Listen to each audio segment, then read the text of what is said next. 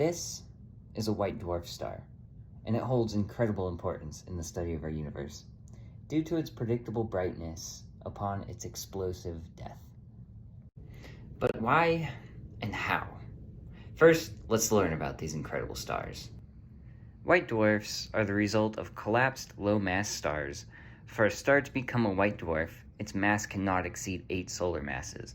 A white dwarf, on average, can contain the same mass as the Sun, but be only as large as the Earth.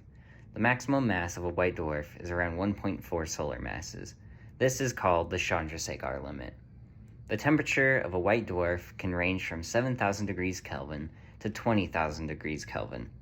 White dwarfs are one of the most dense objects in the entire universe, right alongside neutron stars and black holes. One of the only forces preventing a white dwarf from collapsing further is something we call electron degeneracy pressure. If the initial star had more mass, it would push past this point, either creating a neutron star or a black hole. As the star collapses, the pressure is so great in the now white dwarf that the electrons in the hydrogen, helium, carbon, oxygen, and neon atoms are compressed down to their innermost orbit around the atomic nucleus. The electrons, in turn, create outward pressure, preventing from further collapse of the star.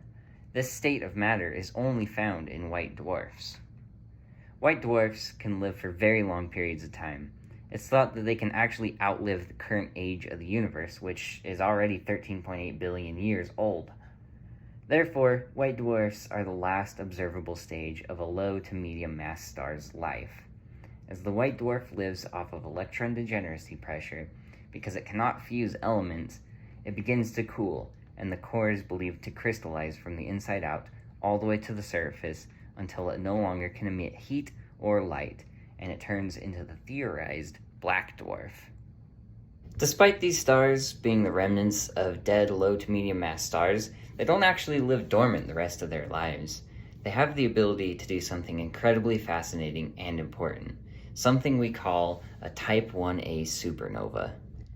Type 1a supernovae can only occur in white dwarfs by two processes. The physics behind these processes are not well agreed upon.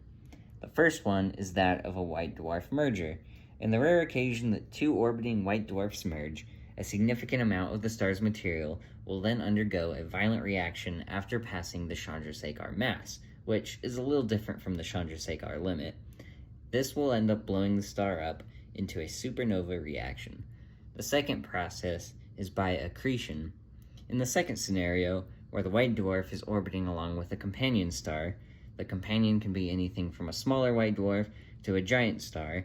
The higher mass white dwarf can gather an accretion disk from the companion and slowly grow in size, where carbon fusion can briefly begin before once again surpassing the Chandrasekhar mass, creating a supernova explosion.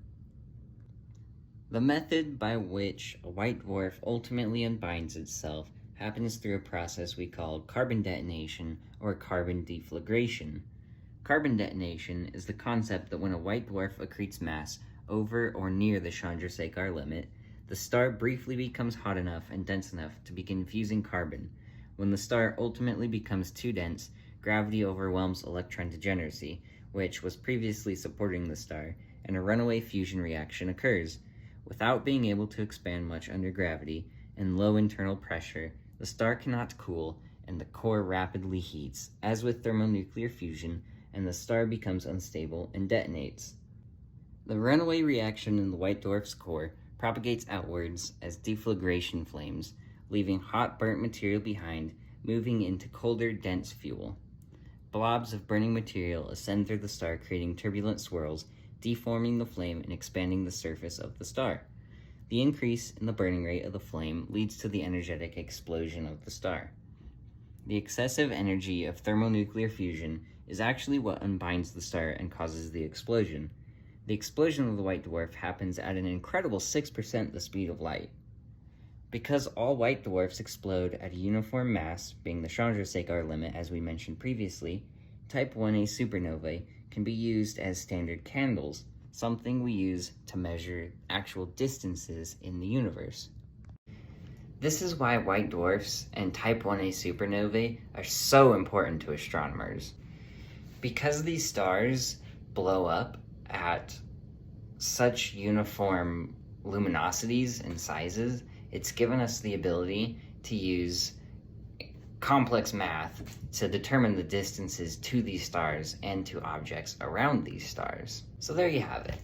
White dwarfs and type 1a supernovae. If you found this video entertaining or educational, go ahead and watch another one. I'll catch you there.